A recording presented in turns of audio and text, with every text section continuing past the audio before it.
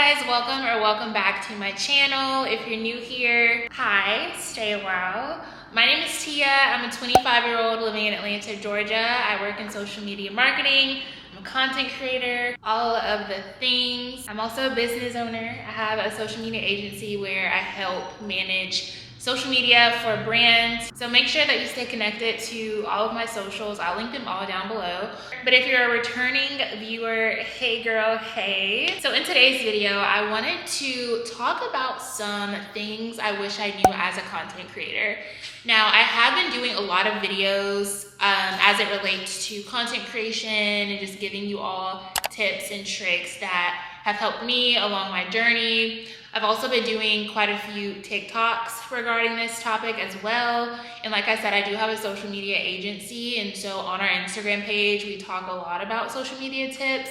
But this topic in particular was something that I thought of over the week. And I thought it was a really good opportunity to just talk about some things that I was very ignorant on before I even began. And even up until this point, like there are a lot of things that I currently do not know about the influencer industry. And of course, you know, the knowledge comes with growth. But these are just some things that I really wish someone would have sat down and told me. When I first started my content creation journey, I knew no one that was an influencer. Obviously, there were people that I looked up to on YouTube and Instagram that I aspired to be like, but I didn't have anyone in my immediate friend group or anyone in my life that I could reach out to and be like, hey, help.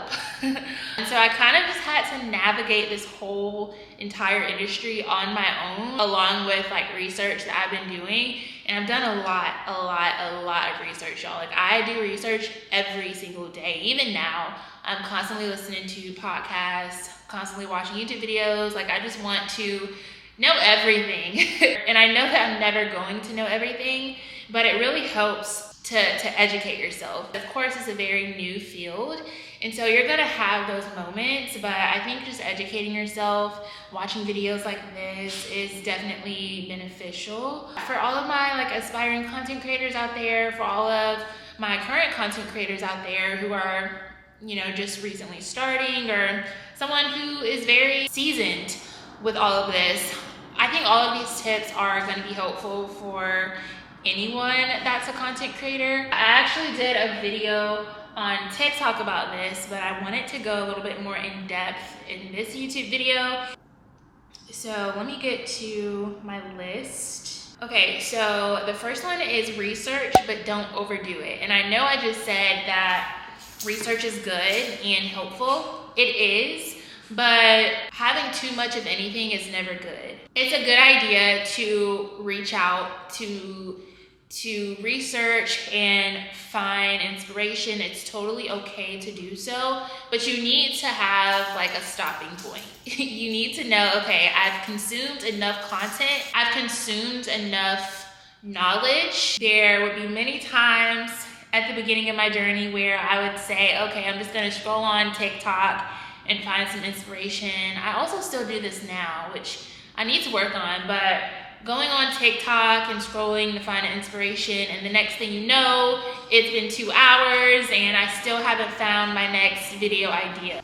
And yeah, TikTok will definitely do that to you, but I just think like setting limitations and knowing yourself and setting those boundaries is gonna be very beneficial. So for me, I try to pick a day where I will actively scroll on TikTok for inspirational / educational purposes only. So I will be very mindful of the trending sounds that's going around. I'll be very mindful of just the overall trends, the vibe of the moment, like reading the room kind of thing, so I can gather ideas for the following week of content. And like I said, sometimes it can be very difficult, especially on TikTok, because TikTok is designed for you to kind of be obsessed with it and don't like want to log off, but you just have to have that self-control. Like I said, there's absolutely nothing wrong with getting inspiration.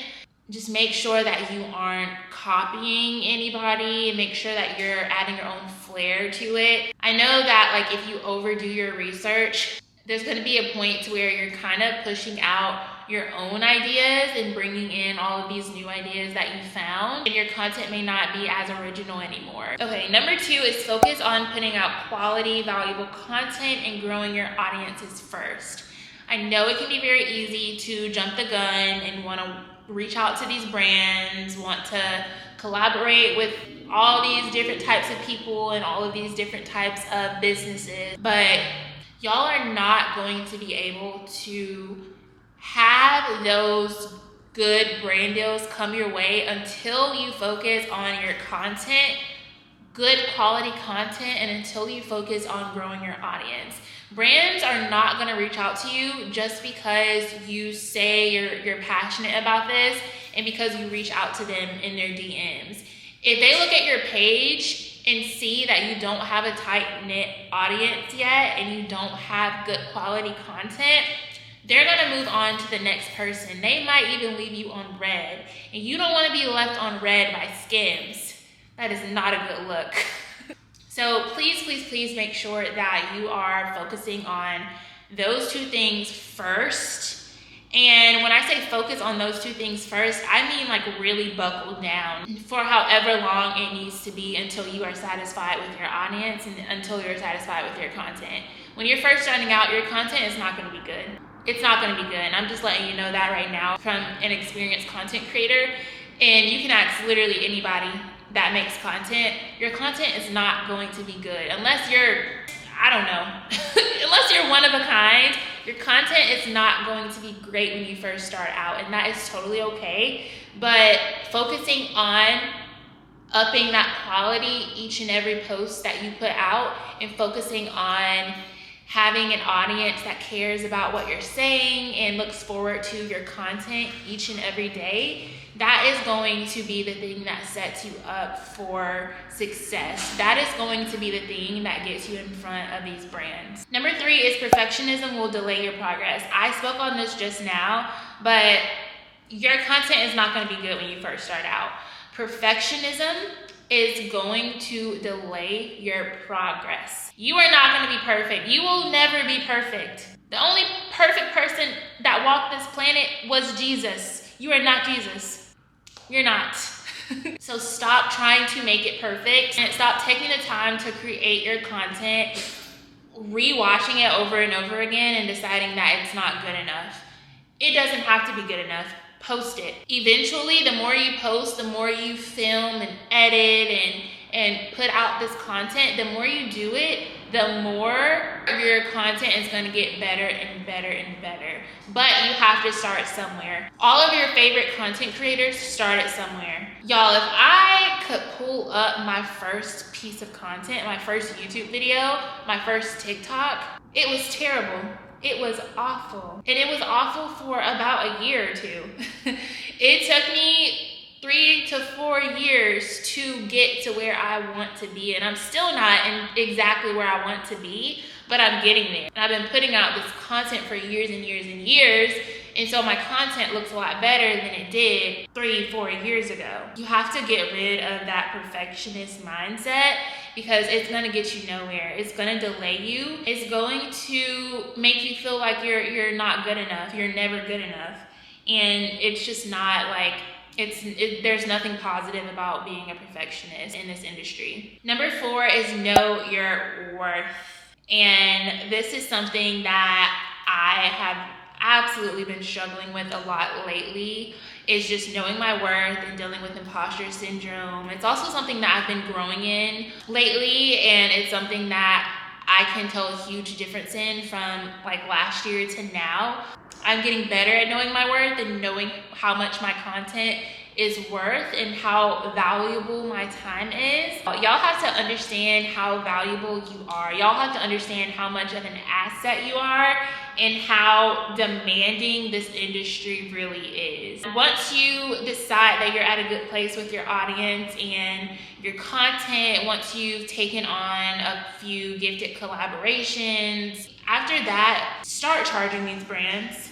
Absolutely absolutely start charging these brands. And I can't tell you when exactly you need to be charging these brands, but I will say when you feel like you're ready, charge them, because you deserve it. You do not need to be working for free. Like, if you've been putting out content and you feel like you're at a good place, I would say it's time to start looking into charging. If I had a penny for every single time a brand reaches out to me asking for free work or a video or 10 in exchange for free clothes, I would be on a yacht right now. I'm at a place right now in my career where I know for a fact I deserve to be paid for my content. Unless you are a brand that genuinely just does not have the budget, if you're like a startup business and you're just looking to get your name out, that is the only time I am willing to work for free, just for,